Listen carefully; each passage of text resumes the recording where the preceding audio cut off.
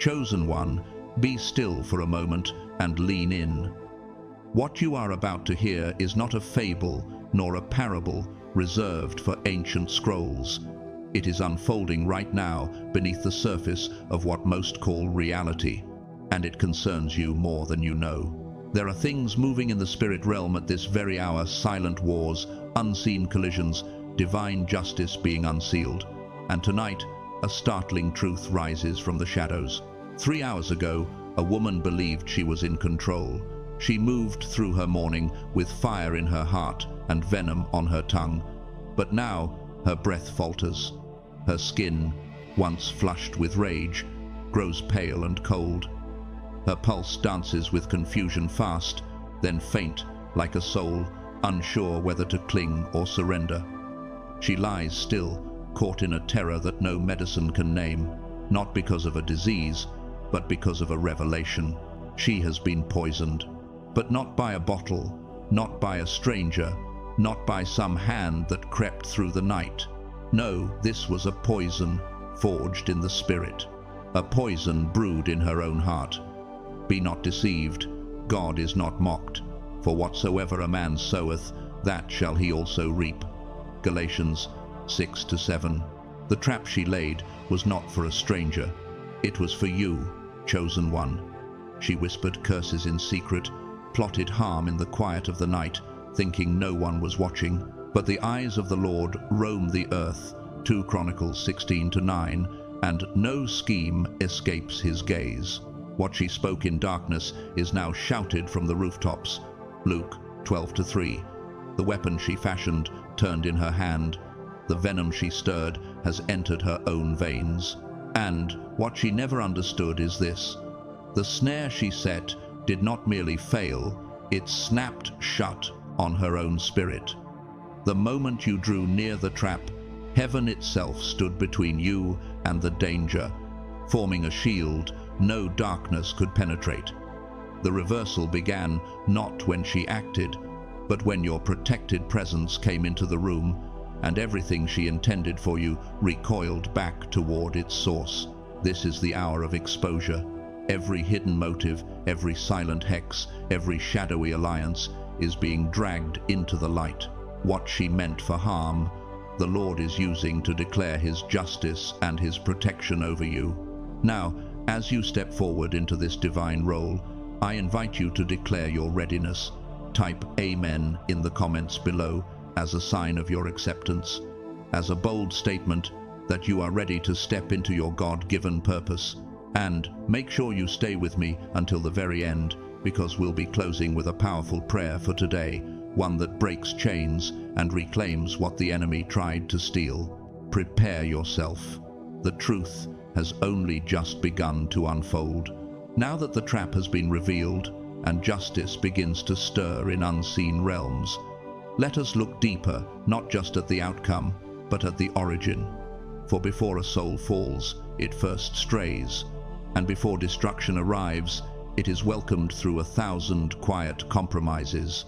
This woman, now trembling, breath shallow, trapped in the very darkness she once summoned, was not always this way.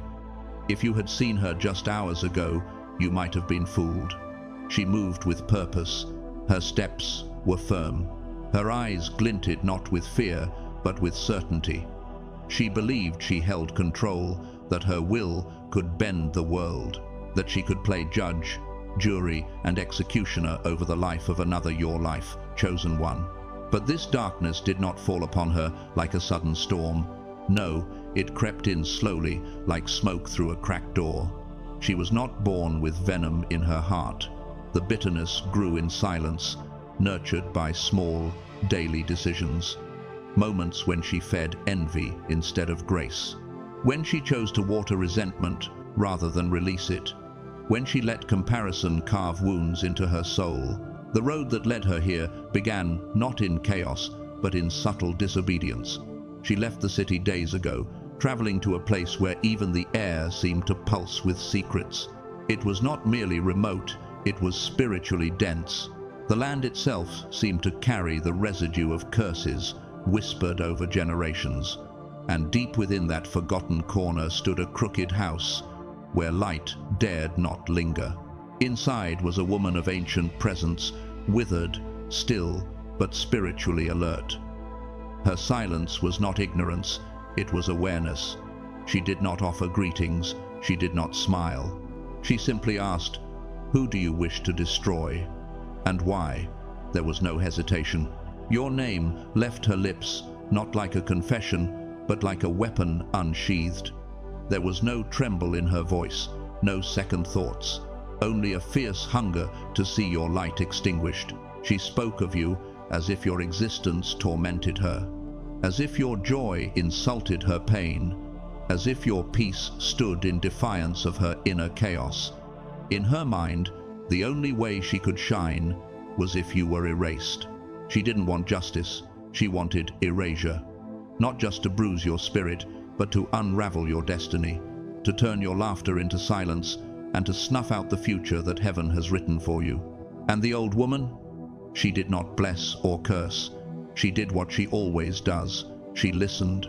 Then she reached beneath the table and slid forth a vial, small and black, with liquid that shimmered like moonlight trapped in ink. Alongside it, a folded paper, thin and brittle, etched with ink so dark it looked alive. Instructions, warnings, or perhaps both. But here lies the turning point. She clutched the vial with trembling desire, eyes burning with a false sense of triumph. To her, it was the key to power, her weapon of retribution. She barely glanced at the paper, its warnings, too inconvenient for the outcome she demanded, and so it fell, ignored, forgotten, on the floor. But what she failed to understand is this: the power she sought came with a price, and that paper, that warning she disregarded, bore the final truth. In her blindness, she ignored the one sentence that could have saved her: no curse leaves without consequence. There is an ancient principle in the spiritual realm: they that sow the wind shall reap the whirlwind. Hosea 8-7. She sowed destruction with her words, and now she finds herself caught in the storm of her own making. What she intended as your undoing has become her unraveling, not because you retaliated, not because you fought back, but because the Lord fights for those who are His. Exodus 14:14. He saw every whisper, every plan, every hidden act, and He answered, not with vengeance, but with divine justice. The trap has sprung, but not in your direction. And so she left that place, a place steeped in shadows and secrets, walking not into triumph, but into a sentence she unknowingly wrote with her own hand. Her footsteps were swift, but not steady. Her mind buzzed with anticipation, too loud to hear the whisper of warning that still clung to the paper she had dropped behind her. That moment, though silent, sealed her fate. That slip of paper, it was not a receipt, nor some ceremonial gesture. It was a safeguard, a final act of mercy from the spiritual realm, a plea from the unseen, a thin thread of truth meant to pull her back before it was too late. But she had no room for caution, no space for discernment. Her desire for destruction had consumed her ability to perceive danger. This was her first great error, and it would be her last. She returned home, with the vial clutched tightly, the weight of it humming in her palm, alive with unseen consequence. The house she entered was quiet, untouched by chaos, but it was there that the true battle began. She believed herself to be the author of a perfect ending. Her hands moved like clockwork, setting the stage for what she thought would be your fall. Her mind played the same scene again and again. Your trust, your vulnerability, your collapse. She saw herself victorious, finally elevated by the ruin of another. But spiritual law does not bend to fantasy. It answers only to truth. She believed she was operating from strength, when in truth she was moving from woundedness. Her hand poured those 3 drops with mechanical calm, unaware that each one carried not just death, but divine accountability. She imagined the silence after your fall, the quiet echo of victory. But the moment the liquid vanished into the cup, the very atmosphere shifted, not in the glass, but in her soul. What she did not see, what she could not see, was the invisible force already standing between you and that cup, a divine shield, forged not by fear, but by righteousness. You, chosen one, did not even need to lift the glass. Your very presence, covered, protected, called, was enough to provoke a reaction that undid her carefully laid plan. She had mistaken stillness for weakness. She had mistaken your silence for ignorance. But the heavens knew. The spirit realm responded, and the first crack appeared not in the cup, but in her. Her hands, once precise, began to tremble. Her breath caught like wind against a closed door.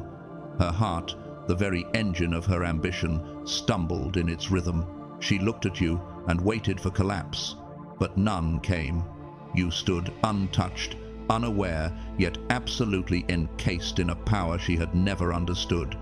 You were never meant to drink that poison, not because you avoided it, but because heaven refused to allow it near you. And then the reversal began, not with fire, not with noise, but with a still, sharp unraveling. Her skin lost its warmth first, as if the light within her had begun to flee. Her vision dulled, her thoughts fractured. The house around her faded into a mist of confusion, and the clarity that once made her so dangerous deserted her completely. Her knees buckled. Her mouth opened, not to curse, but to gasp for answers. The panic was instant, but it was not enlightenment, it was self-preservation, dressed in denial. She looked for someone to blame, the old woman, the vile, even you. She believed she had been deceived, that something had gone wrong outside of her control. But the truth, chosen one, is simpler. She deceived herself. The betrayal did not come from others. It came from the moment she chose vengeance over repentance, from the moment she saw a warning and discarded it like it was meaningless. The paper she never read, that fragile lifeline, held the very law she violated. This is not a poison of flesh, but of spirit. It follows the heart that wields it. If your heart holds greed, fear, or malice, it will not strike where you aim. It will turn back on you. And so it did. The poison, invisible to the eye but alive in the realm of spirit, traced the origin of hatred, not the target of it. It followed the energy that created it. It did not seek you because your heart held no invitation. It returned to her not as punishment, but as the fulfillment of a truth too old to argue with. It moved through her, not only in body, but in soul. It didn't just chill her skin. It unearthed the hidden things, the broken places she never healed, the jealousy she never confessed, the pain she never released. It whispered not curses, but memories. Every bitter thought, every manipulative prayer, every lie she told herself to justify her rage. It all returned, louder than her pride, more persistent than her denial. This was not misfortune. This was not karma. This was order, the divine balance at work. As it is written, you may be sure that your sin will find you out. Numbers 32-23. She tried to curse you, but she cursed herself, not with a hex, but with her own unresolved wounds. And now, her story turns not toward triumph, but toward reckoning. The world, chosen one, does not yield to wrath. It responds to alignment. The spiritual realm does not obey emotion, it obeys truth. And in this moment, truth rose like a lion, not to destroy, but to defend, not to punish, but to restore balance. Let this be understood. The plan meant to destroy you became the stage for your preservation, not because you fought, but because the hand of the Most High already stood between you and the weapon. And the weapon turned. She thought she could curse what had already been consecrated. She believed she could silence a voice that heaven had already anointed.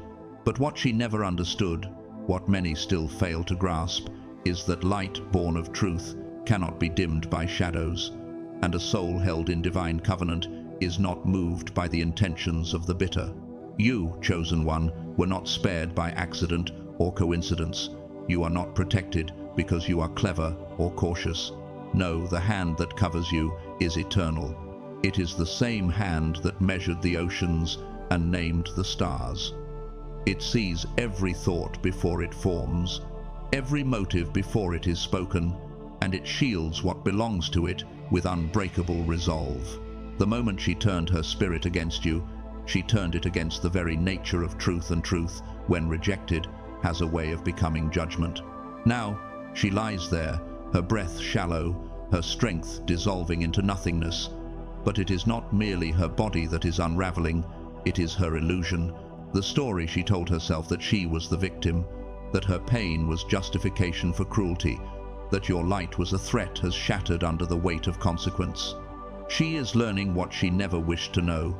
There are spiritual laws as real and as immutable as gravity, and she has broken herself against one. You cannot wound what is rooted in love. You cannot curse what is wrapped in peace. You cannot bring ruin to what stands under favor. The law is simple, and it is just. Her failure was not only in the poison she prepared, but in the very spirit she carried. That venom turned inward, not by magic, but by mirror. For what we send out must eventually find its way home. And, as she now fades, pale as ash, hands once steady now trembling with despair, her mind is no longer filled with plans. It is filled with echoes, memories she tried to silence. Every word she spoke in malice, every look of scorn, every moment she delighted in your setbacks and scowled at your joy, it all returns now, not as punishment, but as revelation. It plays like a song she cannot mute, a symphony of regret. But understand this, chosen one, this story is not shared for cruelty. It is not a tale told to relish her downfall. No, this moment is a lesson carved into time, a mirror held up to your own life. For though you were the target, you are also a vessel, one who must now see clearly what envy, comparison, and deception can do to a soul that refuses to heal. She was not alone in her descent. Others stood behind her, not with weapons, but with words. They did not pour the poison, but they stirred the hatred. Whisperers in the shadows, voices who fed her fire, who nodded when she raged, who said, "You are right, you deserve better. Look how they shine, don't they owe you something?" They clothed their malice in sympathy, and she let them. But now that the storm has come, where are they? Scattered, silent, nowhere to be found. The ones who cheered her down the path of destruction have disappeared, leaving her to face the wreckage alone. And this, too, is a truth you must carry forward. Not every voice in your circle belongs near your heart. Not every kind face is for your good. Some carry storms behind their eyes. Some praise you while secretly hoping you'll stumble. Their advice will sound reasonable, even wise, but it will sit heavy in your spirit like armor that doesn't belong to you. You must learn to tell the difference, because influence is power, and unchecked influence becomes invasion. The enemy rarely begins with fire, he begins with a whisper. Now let us return to the root, for this story did not begin with a vial, it began with a heart. Long before she knocked on that darkened door, long before she imagined your downfall, long before she spoke your name with contempt, something small began to rot inside her spirit. Not a scream, not a wound, a whisper, a question, why them and not me? It started with glances, with silent comparisons, with the ache of unspoken jealousy. Every time your name was lifted in a room, it was like a needle to her pride. Every time she saw your joy, it reminded her of what she hadn't yet healed. Instead of confronting her pain, she fed it. Instead of rising, she resented. And from that small seed of comparison, an entire forest of bitterness grew. Chosen one, hear this well. Comparison is the slowest form of self-destruction. It creeps in gently, wearing the face of ambition, but it steals your contentment. It convinces you that your story is not enough, that your timing is wrong, that your blessings are unfairly small. And if left unchecked, it will make your heart unrecognizable, even to you. She didn't become this version of herself overnight.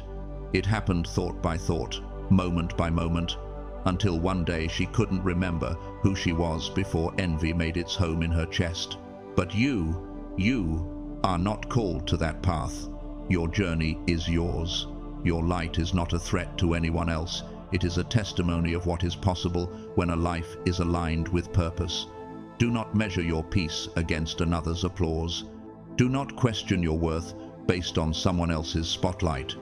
You are enough because you were created with intention. The Most High did not make you to compete. He made you to complete the unique call on your life. So walk in that, speak in that, live in that. Let her story be a warning, but let it also be a call to stay clean in spirit, pure in heart, and fearless in truth. There is still more to be revealed. The story is not finished. But now you see clearly. Protection is not passive. It is the fruit of alignment. And the only poison that ever wins is the one you invite in. You did not. And that made all the difference. Now that the veil has been lifted and the weight of spiritual consequence laid bare, you must carry something deeper than knowledge.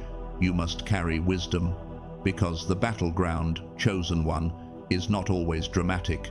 It is not always cloaked in dark rooms or dangerous rituals. More often, it is found in the mundane, the moments no one else sees, the quiet mornings, the hard conversations, the quick reactions, the unspoken thoughts. That is where light must be chosen, again and again. The war is not just around you, it is within you. And to remain aligned with the will of the Most High, to keep your spirit clean and your path clear, you must live not reactively, but intentionally. Let your day begin not with noise, but with stillness. Not scrolling, not striving, stillness. Even the psalmist cried, "Be still and know that I am God." Psalm 46:10. In silence, the soul resets. In silence, the spirit listens, and in that listening, clarity forms. The distractions fall away, and your heart remembers what matters. Without this stillness, you will hear every voice but His. Then look inward. Before you speak, before you move, take just a moment to examine the soil of your own heart. Ask not with fear, but with honesty. Was I loving today? Did I make space for light? Did I allow fear, envy, or pride to take root without me noticing? This is not self-judgment, it is self-awareness, and awareness is a weapon in the hands of the faithful. The woman in our story fell not just because of what she did, but because of what she ignored. Her silence was not holy, it was avoidance. Her blindness was not fate, it was a refusal to look inward. Do not make the same mistake.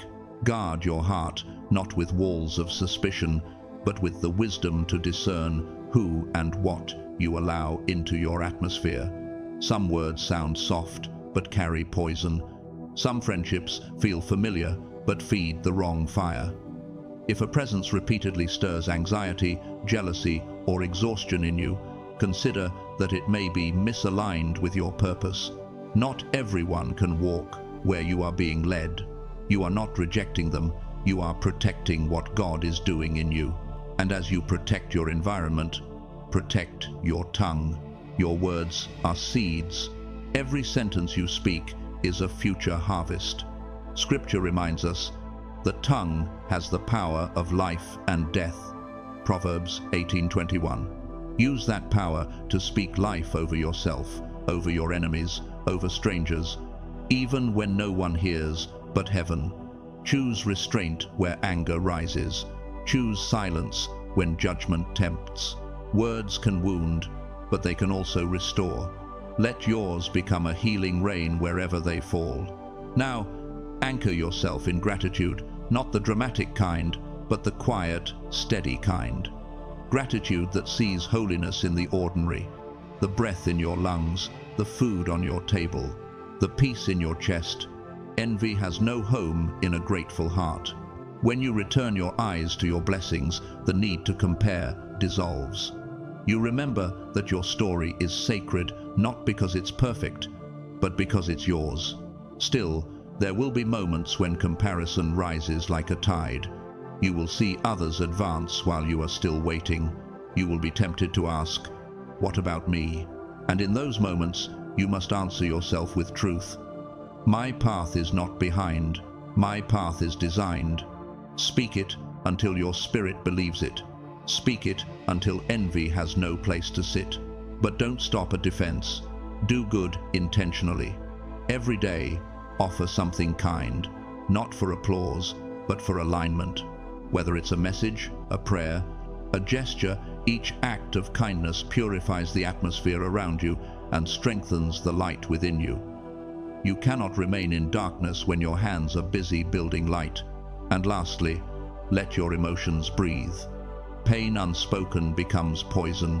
Grief ignored becomes weight. Bitterness denied becomes blindness. Bring what you feel into the light. Write it, pray it, speak it to someone safe. Our Lord does not shame the hurting, He reshapes them. Come to me, all who are weary, He said, and I will give you rest. Matthew 11:28. Rest is not always sleep. Sometimes it is the peace that comes from being fully known and still fully loved. Chosen one, understand this. Divine protection is not passive. It is not just something bestowed, it is something cultivated. When you choose peace over reaction, light over resentment, truth over image, and presence over performance, you become a vessel too full of God to be filled with anything else. You are not simply surviving attacks, you are becoming a sanctuary, a walking testimony, a living rebuke to darkness simply by existing in the light. And as you live this way, not perfectly, but intentionally, you will begin to see it. The atmosphere around